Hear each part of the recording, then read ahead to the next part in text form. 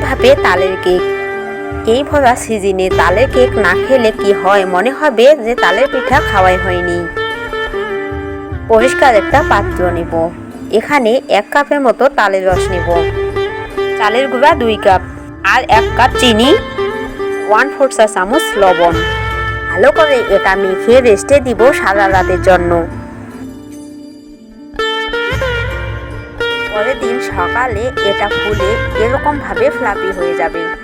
তারপর এগুলোকে এরকম ছোট ছোট বাটিতে নিয়ে নিচ্ছি, আর উপরটাতে এইভাবে নারকেল ছড়িয়ে দিচ্ছি।